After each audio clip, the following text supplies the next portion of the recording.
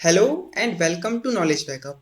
आज के इस वीडियो में हम बात करने वाले हैं भारत और चीन के सीमा से संबंधित एक ऐसे इतिहास के बारे में जिसे बहुत कम लोग ही जानते होंगे, जिसकी जानकारी हमें हाल ही में आए कुछ बुद्धिजीवियों द्वारा लिखित पुस्तक और निबंध से मिलती है। आज हम बात करने वाले हैं कि कैसे एक एंग्लोफोबिक नाजी ने चीन को भारत के खिलाफ अपने क्षेत्रीय दावे बनाने में मदद की। एक पूर्व भारतीय नौकरशाह के दावे के अनुसार इसके बीच एडॉल्फ हिटलर के प्रति निष्ठा रखने वाले एक एंग्लोफोबिक स्वीडिश खोजकर्ता ने भारत और चीन के बीच सीमा विवाद की नींव रखी।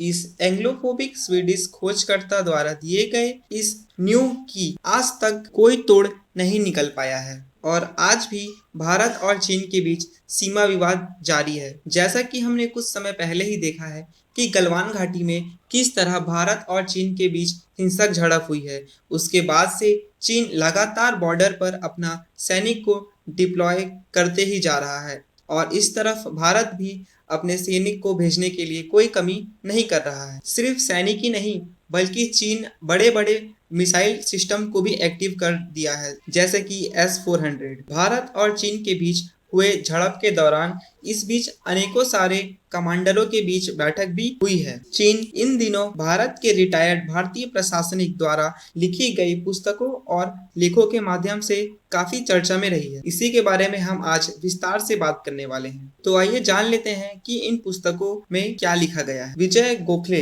के the long game, how Chinese negotiate with India और विदेश मंत्रालय में ऐतिहासिक डिवीजन के पूर्व निर्देशक AS द्वारा दिए गए बयान के अनुसार यह कहा गया है कि सीमाओं पर बातचीत करते समय महत्वपूर्ण ऐतिहासिक कारकों को अनदेखा कर दिया जा रहा है और भारत सही रणनीतिक तरीके से काम नहीं कर रहा है। भारत ने अनेकों सारे ऐतिहासिक कारकों को अब तक अनदेखा कर ही रहा है, जो विवाद का कारण बना हुआ है और हमारे दावे को स्पष्ट रूप से साबित नहीं कर पा रहा है। भारत अपने सीमा से संबंधित दावे के स्पष्टता से बात नहीं करने का परिणाम यह हुआ जिसे आज हम सब लोग जानते हैं। वह है 1962 का युद्ध और समय समय पर हो रही झड़प जो आज भी जारी है। इसके संबंध में फॉर्मर IAS सुनील खत्री और मनोहर पारिकर का एक लंबा निबंध एक दिलचस्प दृष्टिकोण प्रदान करता है। इसके अनुसार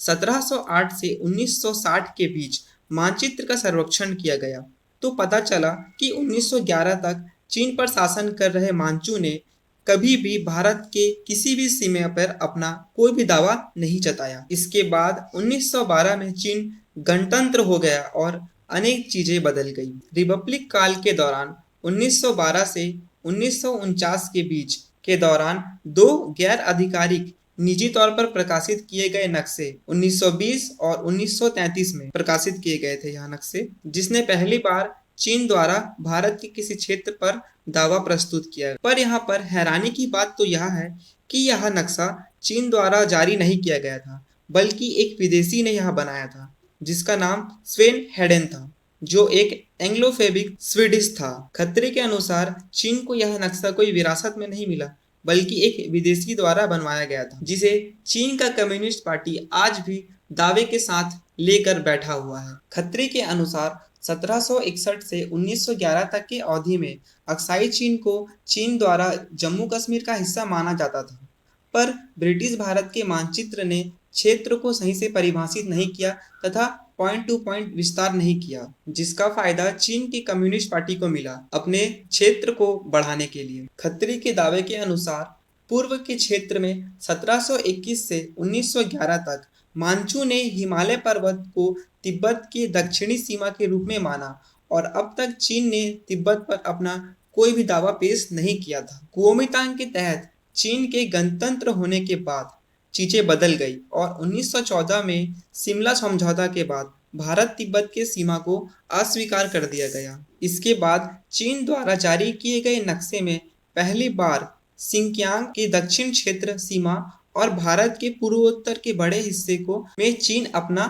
दावा पेश करने लगा और अक्साई चीन, लिंगाजितांग और लद्दाख पर अपना अतिक्रमण कर लिया। इस मानचित्र को हेडिन ने तैयार किया था, जो जर्मन का था। कम्युनिस्ट चीन के दावे कई मायने में हेडिन द्वारा तैयार किए गए अनौपचारिक मानचित्र पर आधारित थे। 1952 में उसकी मृत्यु पर उसके कई कार्यों का अनुवाद और प्रकाशन करके सम्मानित किया। एक विदेशी के लिए एक दुर्लभ इशारा है। इसके बाद खत्री का यह कहना है कि तिब्बत में अपना दावा पेश करने के बाद जब चीन तिब्बत को पूरी तरीके से हड़प चुका था और चीन भारत का पड़ोसी बन गया था, इसके बाद तब नेहरू द्वारा इसके संबंध में कोई भी बातचीत करना जरूरी नहीं समझा। नतीजा आज आपके सामने है। इस तरह के तथ्यों के लिए सब्सक्राइब करें नॉलेज बैकअप। मिलते हैं अगली वीडियो में।